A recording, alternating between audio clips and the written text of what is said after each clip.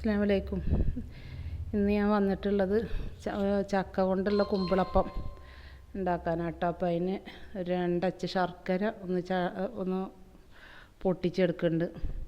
ഒന്ന് പെട്ടെന്ന് മെൽറ്റായി കിട്ടാൻ വേണ്ടിയിട്ടാണ്. അല്ലെങ്കിൽ കുറച്ച് വെള്ളം ഒഴിച്ചിട്ട് അവിടെ ഉരുക്കാൻ വെക്കാം നമുക്ക്.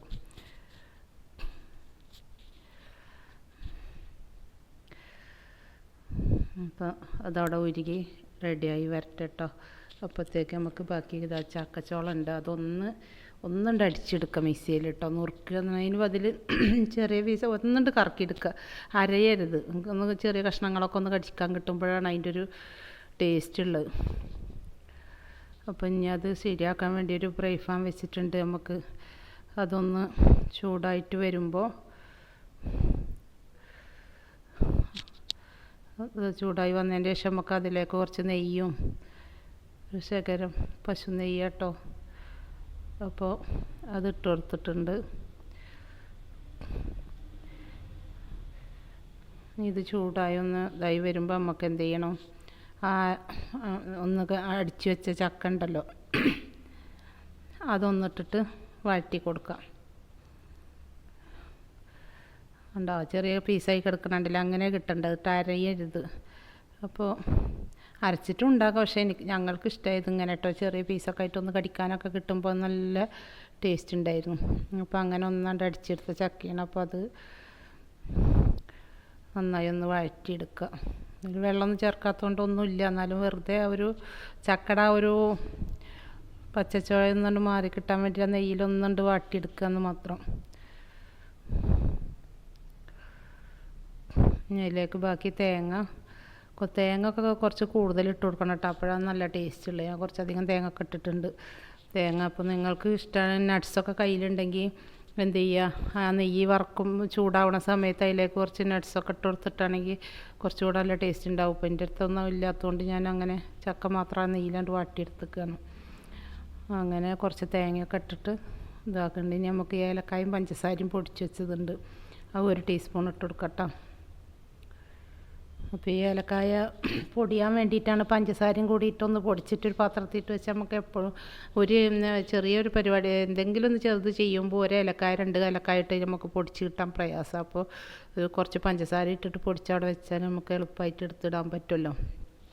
അപ്പോൾ അതേപോലെ അതിട്ടിട്ടുണ്ട്. ഇനി നമുക്ക് ശർക്കര പാനി ഒഴിച്ചിട്ട് ഒന്നിങ്ങോട്ട് തിളച്ച് ഒന്ന് വേവിച്ചെടുക്കാം. നല്ല വേവ് ഏറാനും പാടില്ല, ചക്കൊക്കെ അപ്പോൾ വെന്തലിഞ്ഞ് പോവും. നല്ല വരിക്ക ചക്കയാണിത്, അപ്പോൾ അത് നല്ല ടേസ്റ്റിൽ കിട്ടണമെങ്കിൽ വെന്തലിയാതെ ഇരിക്കണം. അപ്പോൾ ഇതിലൊന്ന് ചൂടാക്കി ഒന്ന് തിളപ്പിച്ചെടുക്കാം കേട്ടോ. ശർക്കര പാനിയും കൂടി ഒഴിച്ചിട്ട് ഒരു ഉപ്പ് ഇട്ടിട്ട്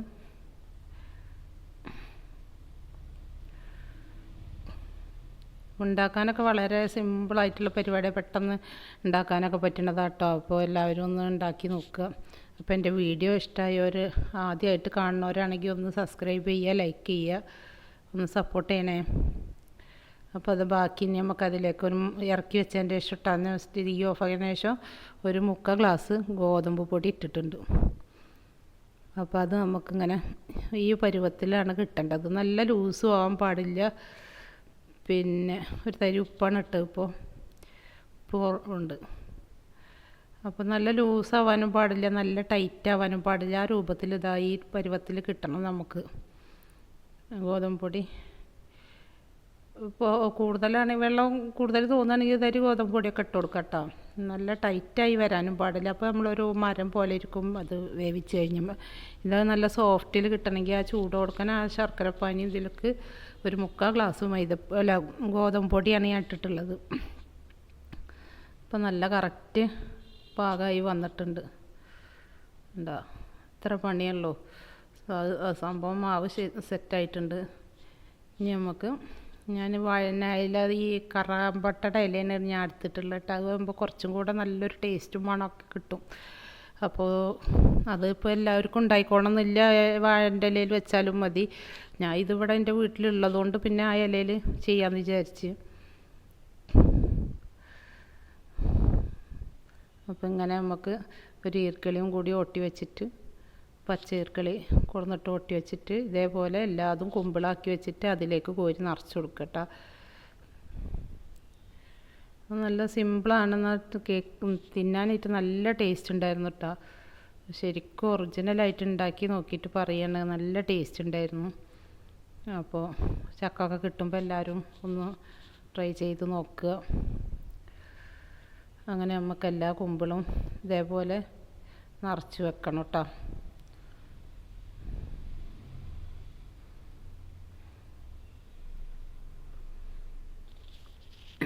വരിക്കച്ചക്കയിട്ട് ചെയ്യുമ്പോഴാണിത് കൂടുതൽ ടേസ്റ്റ് തോന്നുന്നത് കേട്ടോ. പഴച്ചക്കയിട്ട് ഉണ്ടല്ലോ, അത് ചെയ്യുമ്പോൾ അത്ര കണ്ട് ടേസ്റ്റ് തോന്നണില്ല.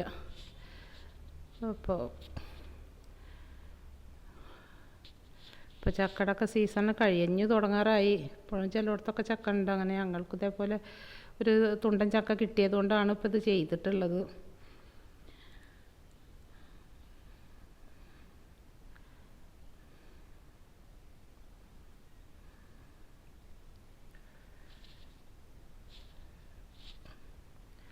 അപ്പം നമുക്കത് ആവി കയറ്റാനായിട്ടൊരു ഇഡ്ഡലി പാത്രത്തിൽ കുറച്ച് വെള്ളം വെച്ചിട്ട് അതിലേക്ക് തട്ടെന്ന് ഇറക്കി വെച്ച് കൊടുക്കുന്നുണ്ട് കേട്ടോ. ആ വെള്ളം കയറാതിരിക്കാൻ 2 തട്ട് വെച്ചിട്ടുണ്ട് ഞാൻ. അപ്പം നമുക്കിങ്ങനെ വെച്ച എല്ലാ ഇതും അതിലേക്ക് ഇങ്ങനെ അട്ടിയായിട്ട് വെച്ച് കൊടുക്കട്ടോ. എന്നിട്ട് ഒരു 10 മിനിറ്റ് ഒന്ന് ആവി കയറ്റിയെടുക്കാം നമുക്ക്.